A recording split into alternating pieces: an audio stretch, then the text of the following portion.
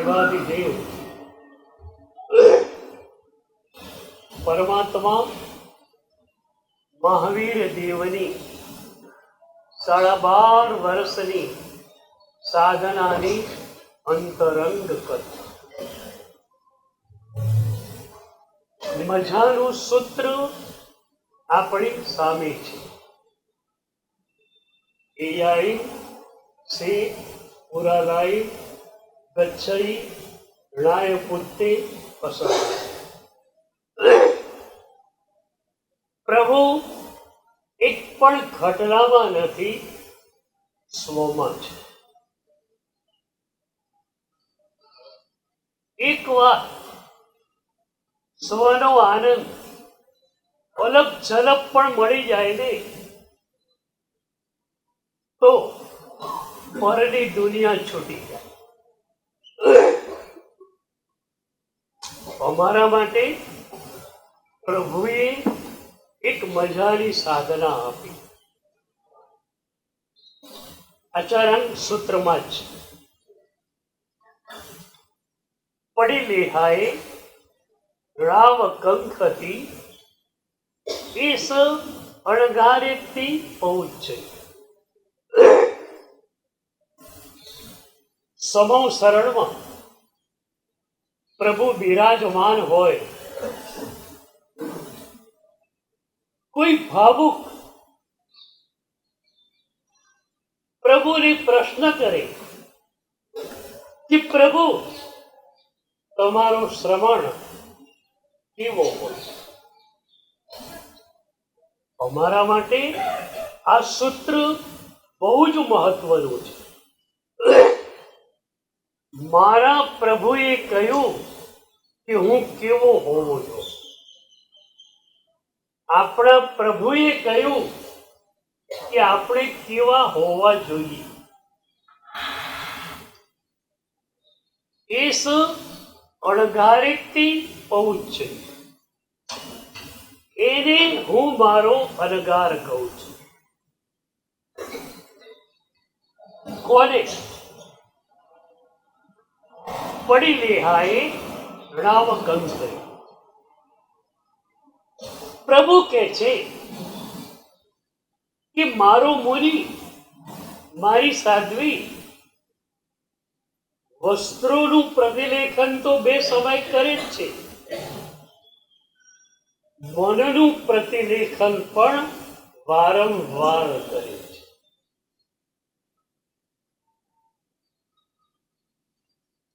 એ મનનું પ્રતિલેખન થાય, રાગ દ્વેષની અહંકારની ધૂળ નીચે ખરી જાય. અને એ ધૂળ, એ રાગ દ્વેષ અને અહંકાર જેને ન ગમે એ મારો અણગાર. કચરાને કચરા તરીકે સ્વીકારવો અઘરું છે. બહારનો કચરો કચરો લાગે છે, પણ અંદરનો કચરો તમારો છે ને, છે કોનો? તમારો. એ તમારું બધું જ સારું હોય, બરોબર ને? કચરો પણ મારો છે ને કે છે.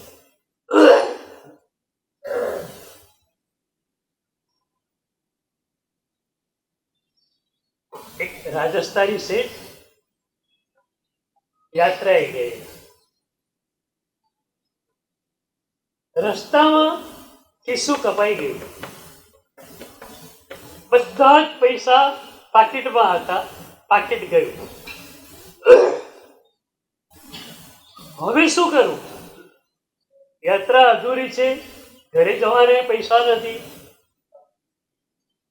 એ શહેરમાં આવેલી એક શ્રોફની પેઢી ઉપર ગયો. પહેલાના જમાનામાં હુંડીઓ ચાલતી.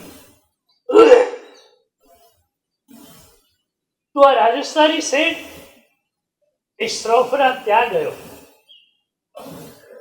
અને એને કહ્યું કે 10,000 રૂપિયા જોઈએ. હું ઘરે જઈ તમને મોકલી આપીશ વ્યાજ સાથે.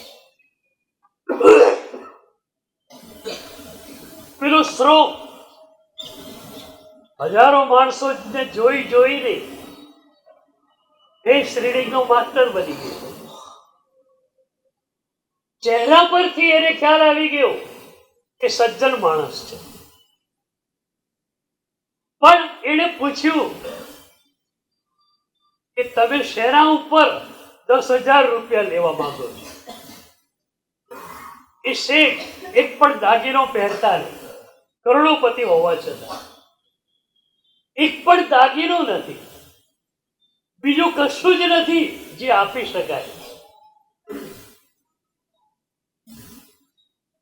ત્યારે પેલા શ્રોફે કહ્યું, તમારી મૂછનો એક વાળ મને આપો. પેલા એક વાળ આપ્યો. શ્રોફ પરીક્ષા કરે છે. એ કહે છે આ વાળ થોડો વાંકો છે, જરા બીજો વાળ આપો ને. અને પેલો રાજસ્થાની શેઠ ગરજ્યો, વાંકો હે પણ માકો હે કે નહીં? વાંકો ભલે રહ્યો વાળ, પણ કોનો છે? મારો છે. એમ કચરો પણ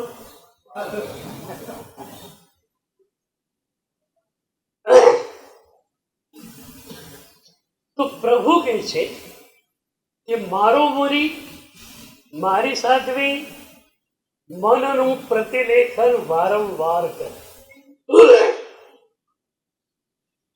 વસ્ત્રોનું પ્રતિલેખન 2 વાર, મનનું પ્રતિલેખન વારંવાર.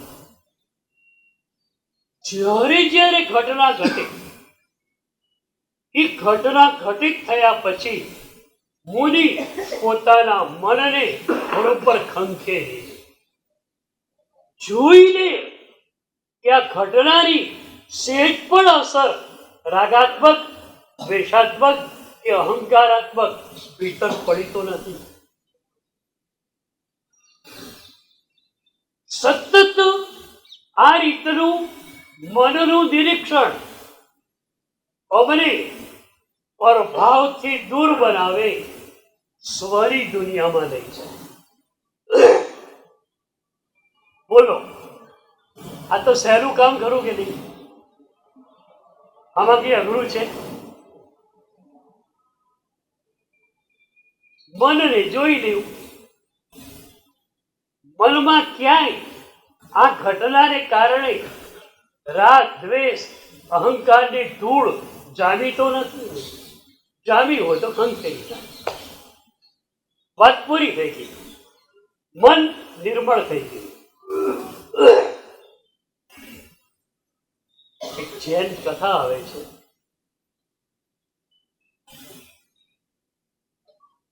જૈન પંથ બૌદ્ધ પંથમાંથી જ નીકળેલો છે. ધ્યાનનું પાલી ભાષામાં રૂપ થાય જાણ, અને જાણનું થયું જૈન. તો એક જૈન ગુરુ શિષ્યને બોલાવે છે. શિષ્ય ગુરુના ચરણોમાં ઉપસ્થિત થાય છે, વંદન કરે છે.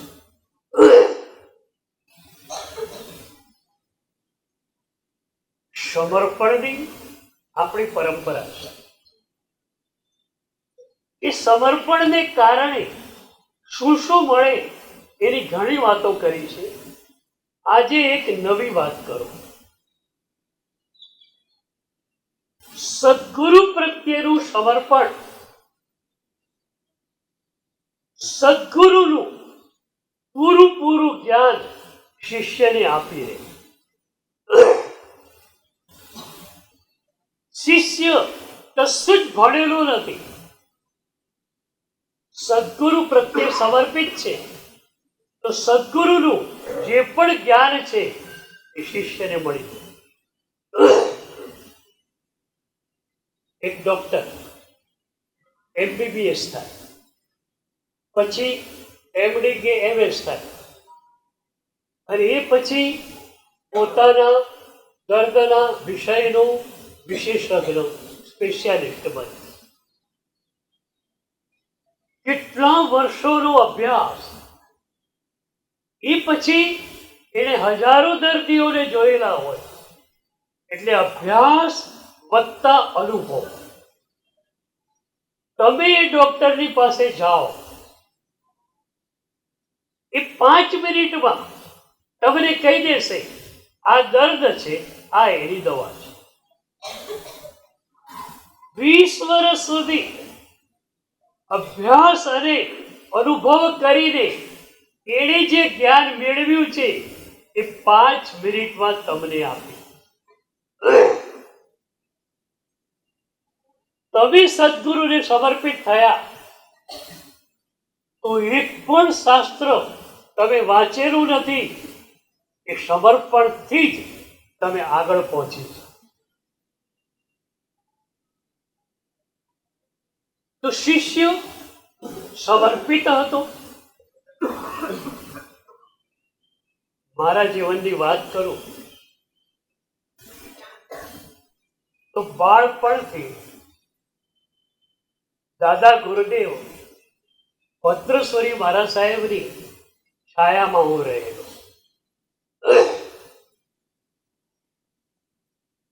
આપણા યુગના બહુ જ મોટા ગજાના ભક્તિ યોગાચાર્ય અને સાધનાચાર્ય સાહેબજી હતા. મેં ભગવદ્ ગીતા પણ નહીં વાંચે એ વખતે, મેં અધ્યાત્મ સાર પણ નહીં વાંચેલો, પણ માત્ર સાહેબના ઉપનિષદથી મને સાક્ષી ભાવ અને સમર્પણની મજાની સાધના મળી. એટલો સાક્ષી ભાવ કોરો પડી જાય છે. ઘણીવાર મેં જોયું છે, માત્ર સાક્ષી ભાવની ધારામાં અમુક લોકો જતા હોય છે, પણ સમર્પણ નથી એટલે સાક્ષી ભાવ કોરો થઈ જાય છે, અને પાછલા બારણેથી અહંકાર એમાં ઘૂસી જાય છે કે હું સાક્ષી ભાવની ટોચ પર પહોંચી ગયો, અને અહંકાર તો સાબુત છે તારી પાસે, સાક્ષી ભાવ ક્યાં આવ્યો? એટલું સમર્પણ હોય, સાક્ષી ભાવ વગરનું, તો પણ એટલું બધું કાર્ય કર એ ન નીવડે. કારણ સમર્પણનું નથી, કારણ આપણું છે. આપણે જેને સમર્પણ સમજતા હોઈએ એ સમર્પણ હોય જ નહીં. એ સદગુરુનું સમર્પણ ન હોય, આપણી જાતનું સમર્પણ. સદગુરુ સારા લાગે ક્યારે? તમારા હુંને પંપાડે ત્યારે. તો સમર્પણ કોનું થયું? સદગુરુ પ્રત્યેનું કે તમારા હું પ્રત્યેનું? અગણિત જન્મોમાં આ ભૂલ થઈ છે. માની લીધું કે સમર્પણ મારી પાસે છે. ક્યાં છે સમર્પણ? સમર્પણમાં એક પણ ઈચ્છા ન હોય. તમે ટોટલી ચોઇસલેસ હો. કોઈ વિચાર નથી, કોઈ ઈચ્છા નથી, બુદ્ધિ બાજુમાં ખરી પડેલી છે. એટલે અગણિત જન્મોની સફર મારે અને તમારે કરવી પડી. એનું કારણ એ હતું કે જેને સમર્પણ માનેલું એ સમર્પણ નહોતું. પણ આ જન્મમાં શું છે? જેને આપણે સમર્પણ માનીએ છીએ એ સમર્પણ છે. સદગુરુ પ્રત્યે સમર્પણ છે એ તમારી ઈચ્છાઓ પ્રત્યે સમર્પણ છે. સમર્પણ ક્યાં છે? ગુરુ તમારા હુંને થાબડે તો તમે ખુશ. ગુરુ સેજ લાલ આંખ કરીને કઈ કે તમે ના ખુશ. તો આ સમર્પણ કોનું હતું? જાત પ્રત્યેનું હતું. એટલે આવું ભ્રામક સમર્પણ અનંતા જન્મોમાં રહ્યું. પણ સમર્પણ જ નહોતું, તેનાથી શું થાય? તો સમર્પણમાં સાક્ષી ભાવ બળવો જોઈએ.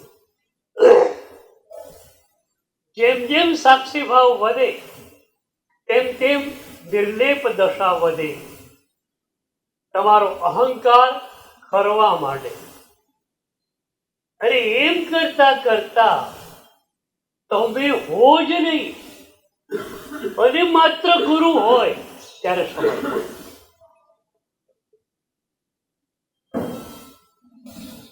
અમારી તો એ કોશિશ છે તમને કેન્દ્રમાંથી કાઢવા.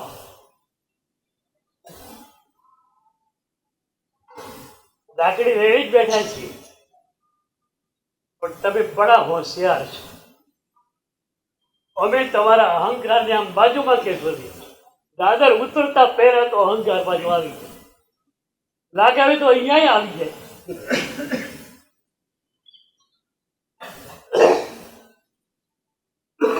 સાચું હું પકડાયું નથી એટલે ખોટા હું ને હું માની દીધું. આનંદઘન આત્મા, આનંદઘન ચૈતન્ય એ સાચું હું છે. તમે આ શરીર અને મન પર હુંનું લેબલ લગાડી દીધું અને પછી સમર્પણ એને કર્યું.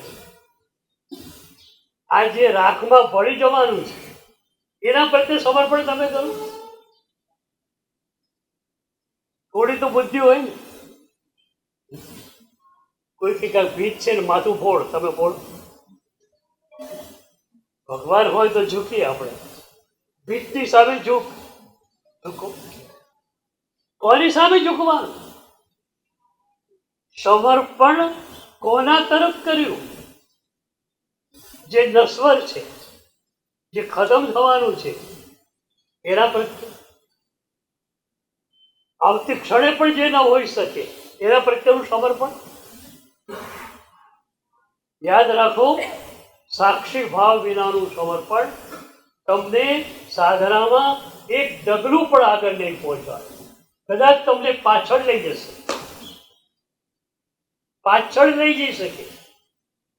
કારણ સદગુરુની આશાદના સામે કરી દે. તમારા હું ને ગુરુએ ખોતર્યું, તમે નારાજ થયા. તમારા મનમાં ગુરુ પ્રત્યે પણ કદાચ એવો વિચાર આવી ગયો તો તમે કેટલા જગ્યા પાછળ જતા રહે.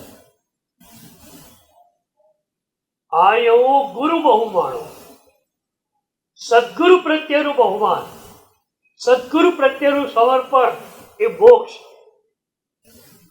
અને સદગુરુની આસાધના એ દીર્ઘ સંસાર.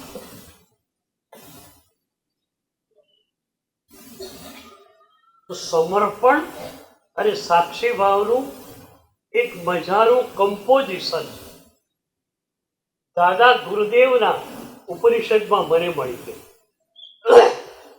એક પણ ગ્રંથ મારે ભણવો નથી પડેલો. ત્યારે ખાલી વ્યાકરણ ભણતો, દેવદૂત ને એવું વાંચતો. એક પણ સાધના ગ્રંથ મારી પાસે નહોતો. અને સાધનાની ટોચ પર ગુરુદેવ મને લઈ ગયા. અમારું કમિટમેન્ટ તમને સાધનાના શિખર ઉપર લઈ જાય. કન્ડિશન માત્ર એક છે, તમારું સમર્પણ સાચું હોવું જોઈએ. પછી તમારે કેન્દ્રમાં રહેવું હશે તો ગુરુ પરિઘમાં જ રહેવાના છે.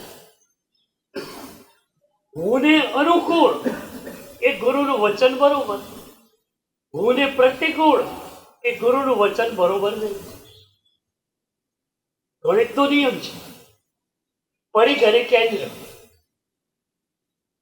કેન્દ્ર જે છે એને જ પરિઘે અનુસરવું પડે. કેન્દ્રમાં સદગુરુ હોય, તમે પરિક્રમા હો તો તમે સદગુરુને અનુસરશો, પણ કેન્દ્રમાં તમારું હું હશે તો. એટલે અમારી ઈચ્છા એક જ છે, તમારા જીવનના હૃદયના અસ્તિત્વના કેન્દ્રમાંથી તમને ઉખાડીને ફેંકી દે. અમારું પહેલું કામ માત્ર એક છે. Are you ready?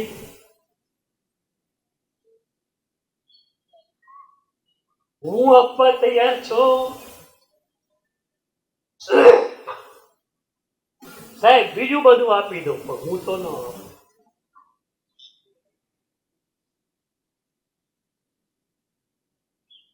તો સદગુરુ પ્રત્યેનું સમર્પણ, સદગુરુનું બધું જ જ્ઞાન આપણને આપી દે.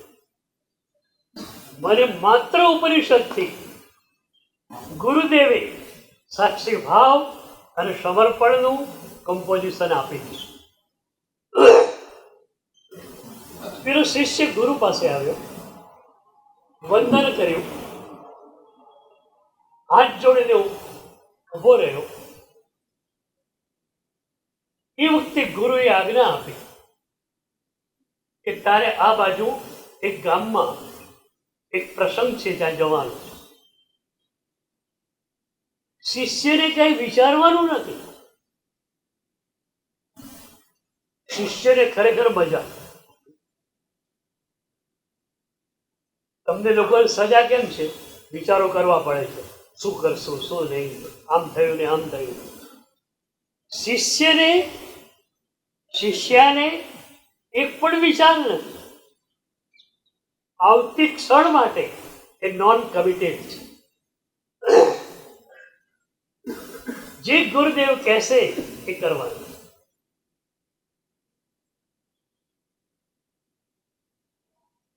તો શિષ્ય હાથ જોડીને ઉભો રહ્યો. ગુરુએ કહ્યું તારે ત્યાં જવાનું. ગુરુની આજ્ઞા તો હતી. પછી હાથ જોડીને ઉભો રહ્યો કે ગુરુદેવ બીજી કોઈ વાત કરવાના હોય તો. ત્યારે ગુરુદેવે કહ્યું કે તું અહીંથી જઈશ, ત્રીજા દિવસે સાંજના સમયે રેલવે ટ્રેક પર બાજુમાં તારે ચાલવાનું હશે, અને રેલવે સ્ટેશનની બાજુમાં એક ધર્મશાળા છે, ત્યાં તારે રાતવાસો કરવાનો હશે. ધર્મશાળાનો મુનિમ સંતો માટે બહુ જ ભક્તિવાળો છે, તને રૂમ આપી દેશે. પણ એ મુનિમના ક્રિયાકલાપને તું બરોબર ધ્યાનથી જોજે.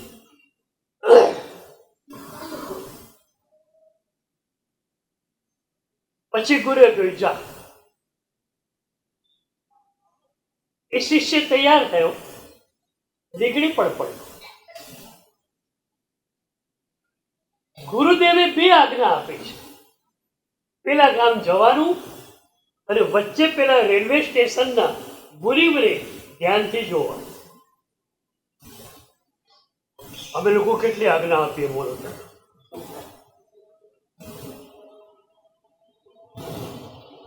એક પ્રવચનમાં કેટલી વાતો આવે. કરવાની વાત તો બાજુએ રહી, યાદ પણ ન રહે. એટલે જ હું તત્વજ્ઞાનને વાતોમાં વીંટાળીને આપું છું. મારે તત્વજ્ઞાન જ આપવું છે, પણ એક વાર્તામાં વીંટાળીને આપું તો વાર્તા યાદ રહે અને તત્વજ્ઞાન યાદ આવી જાય. પણ એવું નહીં કરતા કે વાર્તા યાદ રાખીને તત્વજ્ઞાન. એક દીકરાને તાવ આવેલો, મમ્મી એને ડોક્ટર પાસે લઈ ગઈ. ડોક્ટરે દવા આપી. ત્યાં દવા સવાર બપોર સાંજ લેવાની. 10 વાગી ગયેલા. દીકરાને સ્કૂલે જવાનું હતું, કામ હતો પણ સામાન્ય હતો. પણ દીકરો અડિયલ હતો, ટીકડી બીકડી ખાય નહીં. માએ શું કર્યું? એના ટિફિનની અંદર મમરા મૂક્યા. તાવમાં મમરા ખવાય, પેંડો ખવાય નહીં, ભારે પડે, પણ ટીકડી આપવી છે અને આમ ટીકડી લે એમ નથી. પેંડો સહેજ ભાગી અંદર ટીકડી નાખી પેંડો સરખો કરી નાખ્યો. મમરા ને પેંડો ટિફિનમાં મૂકી દીધા. સાંજે દીકરો પાછો આવ્યો. માએ પૂછ્યું, મમરા ખાધા? તો કે હા. પેંડો ખાધો? તો કે હા. પણ મમ્મી પેંડો ખાધો, અંદર છડિયો હતો એ ફેંકી દીધી.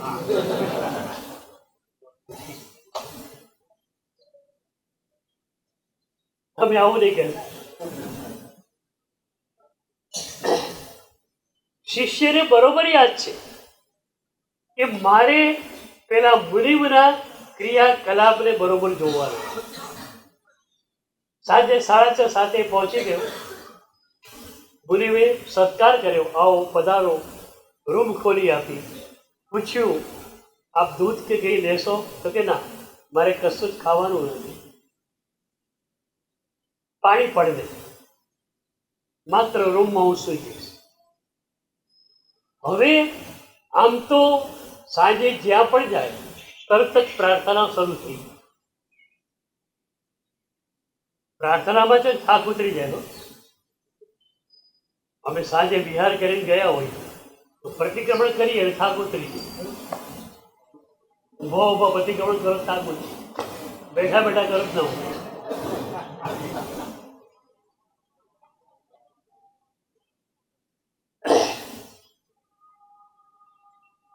પણ આજે તો એણે નક્કી કરી કે માત્ર મુનિમને જોવાનો છે કે શું શું કરે છે. કારણ સદગુરુદેવની આજ્ઞા. મુનિમ પોતાની ગાદી ઉપર બેઠો. ઓરડી એવી હતી કે મુનિમ દેખાય એવું હતું. 9 વાગે છેલ્લી ટ્રેન આવી. એના મુસાફરો આવ્યા, બધાને રૂમ આપી દીધી. કંઈ જોઈએ છે કે નહીં એ પૂછી લીધું. અને પછી મુનિમે પોતાના માટેની ખીચડી કરેલી હતી એ ખાઈ લીધી. ખીચડી ખાધી, થાળી સાફ કરી, તપેલું સાફ કર્યું, લાકડાના કબાટમાં તપેલું, થાળી, ગ્લાસ બધું મૂકી દીધું.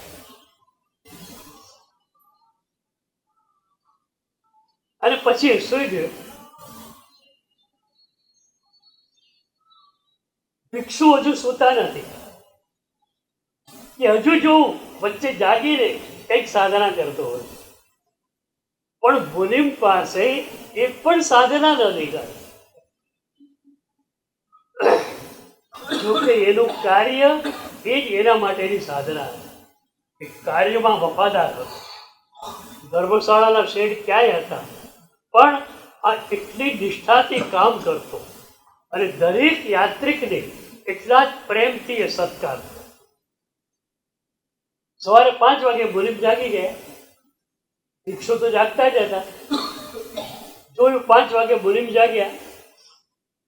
દૂધવાળો આવેલો, તપેલીમાં દૂધ લેવાનું હતું. તો રાત્રે સાફ કરીને મૂકેલી તપેલી એને ફરીથી સાફ કરી પાણીથી અને એમાં દૂધ લીધું. દૂધ ગરમ કર્યું. ભિક્ષુને પૂછ્યું, તમે દૂધ લેશો? તો કે ના, હું તો એક જ ટાઈમ જમું છું. અને 6, 6:30 ભિક્ષુ ત્યાંથી રવાના હતા. હવે આમાં મુનિમની ક્રિયાઓ જોતા ભિક્ષુને કોઈ સાધના દેખાઈ નહીં. તમને દેખાણી? કાર્ય તરફની વફાદારી એ એક સાધના હતી, પણ એ સિવાયની કોઈ સાધના દેખાડી? ભિક્ષુ પહેલે ગામ ગયા, પ્રસંગ પતાવીને ગુરુના ચરણોમાં આવ્યા. ગુરુના ચરણોમાં ઝૂક્યા. એવું, સાહેબજી, હું ત્યાં જઈને આવ્યો. એ વખતે ગુરુએ ફરી પૂછ્યું, પેલા મુનિમને તે જોયો તો બરોબર? તો કે હાજી, જોયો તો. એ સૂતો નહીં ત્યાં સુધી મિનિટે મિનિટ હું એને જોતો રહ્યો. અને સવારે ઉઠ્યો એની પહેલા ઉઠી ગયેલો. અને સવારે 4:30 ઉઠેલો મારે 6:30 નીકળવાનું હતું, તો સવારે પણ 2 કલાક એ મુનિમની ચર્યા હું જોતો રહ્યો. તો ગુરુ પૂછે છે, તને એમાં શું જોવાનું મળે? ત્યારે એ કહે છે કે ગુરુદેવ, આપ જ કહી શકો, મને કે ખ્યાલ નથી આવ્યો. કેટલું એનું સમર્પણ છે. હવે ગુરુ આવા મુનિમને જોવાનું કે, ભગવાનને જોવાનું કે, કોઈ સંતને જોવાનું કે, આવા સામાન્ય માણસને જોવાનું? મારે હું ભિક્ષુ છું. સમર્પણ હતું. ઉપનિષદોમાં લખ્યું છે, ગુરુ આપે તે જ્ઞાન, બાકીનું અજ્ઞાન.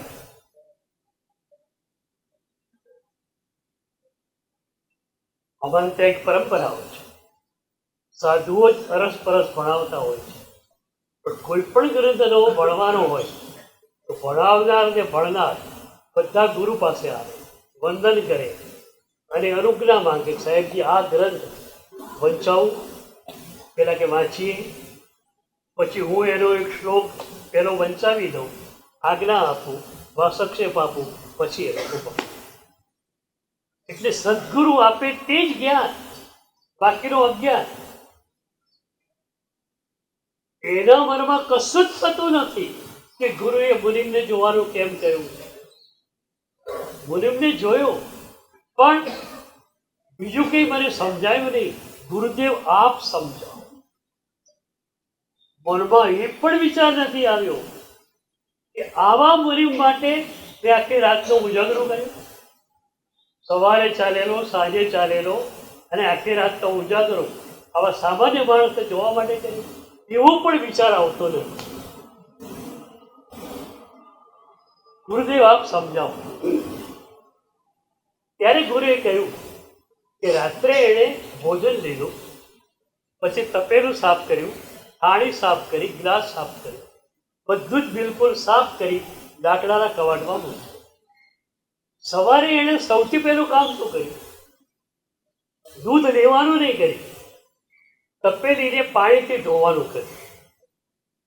બસ આ જ મારે તારે કહેવું. લાકડાનું કબાટ રૂમની અંદર છે, છતાં એમાં રજકણ આવી શકે. એટલે તપેલું સીધું જ ઉપાડી અને એને દૂધ ન દીધું. થોડી પણ રજકણ અંદર આવી ગઈ હોય તો એટલે એને પાણીથી સાફ કર્યું અને પછી દૂધ દીધું.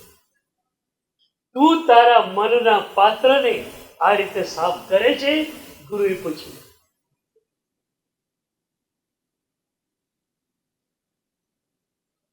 તો અમને પ્રભુએ સાધના આપી, તમારા માટે પણ આ સાધના છે.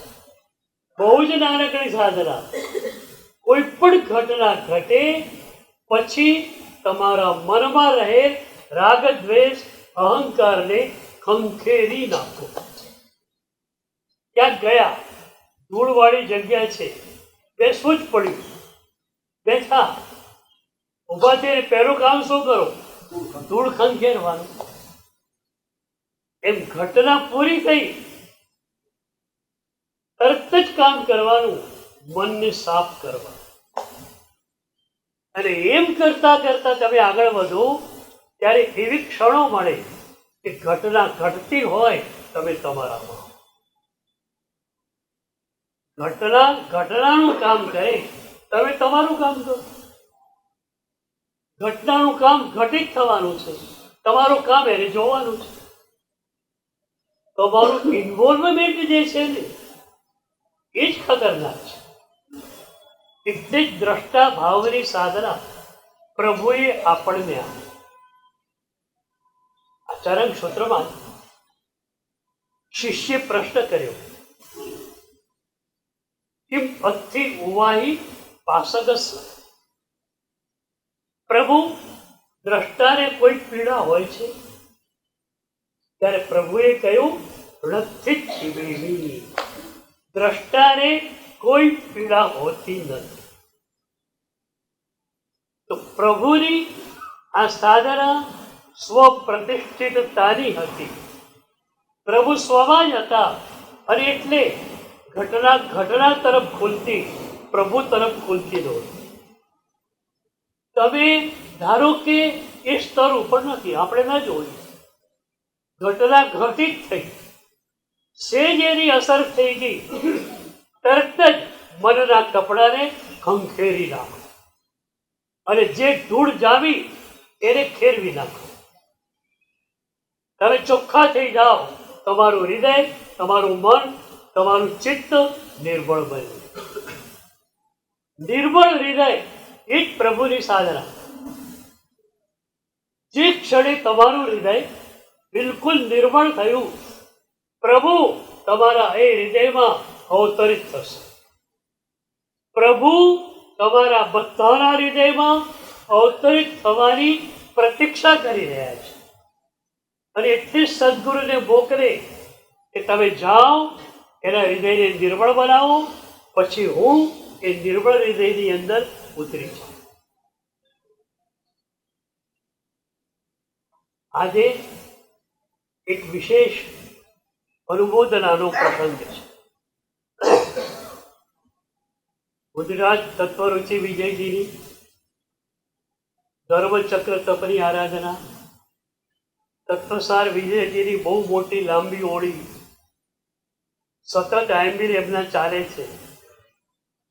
પન્યાશ્રુતરત્ન વિજયજીની ઓળી, આ બધાની અનુમોદના આજે કરવાની છે. પંચસૂત્રમાં એક બહુ સરસ વાત છે કે ધર્મ કરવો અપેક્ષાએ સહેલો, અપેક્ષા ધર્મ કરાવવો એ પણ અપેક્ષાએ સરળ છે. અનુમોદના અઘરામાં અઘરી છે. તમે ધર્મના તત્વને પામેલા છો તો તમે એવી રીતે સાધના કરો કે અહંકાર ઊભો ન થાય. તપશ્ચર્યા કરી પણ સતત જાગૃતિ હોય કે લોકો મારા તપને જાણી ગયા છે, એ લોકો અનુમોદના કરે એ વાત બરોબર છે, પણ મારી ભીતર સહેજ પણ અહંકાર ન હોવો જોઈએ. એટલે તમે ધર્મ કરી શકો. શ્રીમંત માણસો ધર્મ કરે પણ ખરા, થાય એટલો, બાકી ધર્મ કરાવે. એવો માણસ હોય, એસી વિના રહી જ ન શકતો હોય, સામાયિક સી રીતે કરે? તો એ નક્કી કરે કે 10 એવા સાધર્મિકો હોય જે એકદમ ધાર્મિક વૃત્તિના છે. એમને હું કહી દઉં કે પાછલા બારણેથી તમારે માટે દર મહિને જેટલું જોઈએ એના કરતાં વધારે આવી જશે. તમે કોઈ જોબ ન કરો, ધંધો ન કરો, માત્ર આરાધના કરો, તમારી આરાધનાનું પુણ્ય થોડું મને પણ મળે.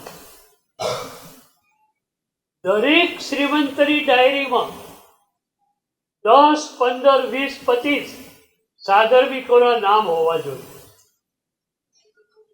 સાધર્મિકો દુઃખી કેમ છે? હું ઘણી વાર કહું છું, એક બાજુ પર્વતના શિખરો છે, બીજી બાજુ ખીણ છે. એક બાજુ એવા શ્રીમંતો આપણા જૈન સંઘમાં છે કે જેને પોતાની મૂડીનું શું કરવું અથવા ક્યાં સંતાડવી એની તકલીફ છે. આજે તો મૂડીને રાખવી ક્યાં, અરે ભાઈ વાપરી નાખને. પણ આઈટી વાળા કે ઈડી વાળા ગમે ત્યારે આવવાના જ છે. આવશે ત્યારે હેરાન પરેશાન કરશે, એના કરતા જાતે જ કામ કરી લો. તો એક એક શ્રીમંતની ડાયરીમાં 10, 15, 20 સાધર્મિકોના નામ જોઈએ. તમે એમને એજ્યુકેશનની સહાય આપો, મેડિકલ સહાય આપો. એક એક શ્રીમંત આ કામ ઉપાડી લે. કોરોના વખતમાં એક સરસ થયેલું કે દરેક સમાજે પોતાના સાધર્મિકોને ઉચકી દીધા. એક એક સમાજ.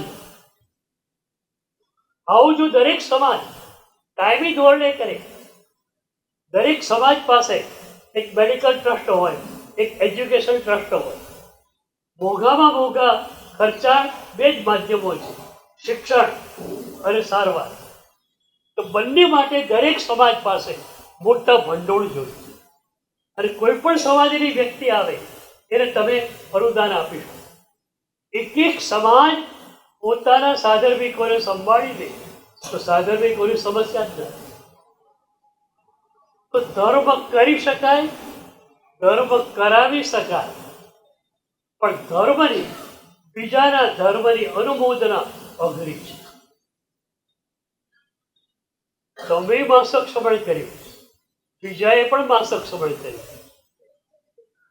એ ભાઈએ માસક શ્રવણ સંપૂર્ણ મૌનમાં કર્યું અને તમારું શક્તિ હતી ત્યાં સુધી બોલવાનું ચાલુ રહે. શક્તિ નબળી પડી પછી ધીરે ધીરે મૌનમાં આવે. તો તમે તમારી કોઈ અનુમોદના કરે ત્યારે શું કહો? ભાઈ માસક શ્રવણ તો મેં પણ કર્યું, પણ એમનું માસક શ્રવણ તમે જુઓ કેવા અંદર ઉતરી ગયા છે. 30 દિવસમાં એક શબ્દ બોલ્યા નથી. શબ્દોનું મૌન તમને વિચારોના મૌનમાં લઈ ગયા. આ રીતે અનુમોદના કરવી બહુ અઘરી છે.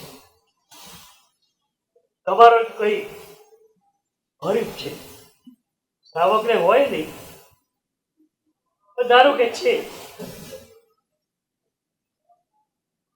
અને એને કોઈ સાધના કરી તો જાહેરમાં એની અનુમોદના તમે કરી શકશો?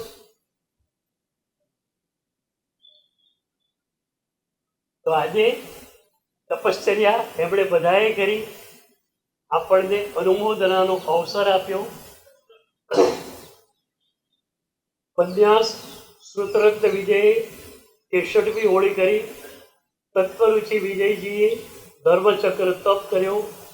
તીર્થસિદ્ધિ વિજયજીએ 65 હોળી કરી. તત્વસાર વિજયજીએ 141થી 146મી હોળી કરી અને હજુ પણ એમની હોળી આગળ ચાલુ છે. આનંદ વત્સર વિજયજીએ 18, 19 અને 20 3 હોળી સાથે કરી. આ બધા તપસ્વીઓના તપની આપણે એક સાથે અનુમોદના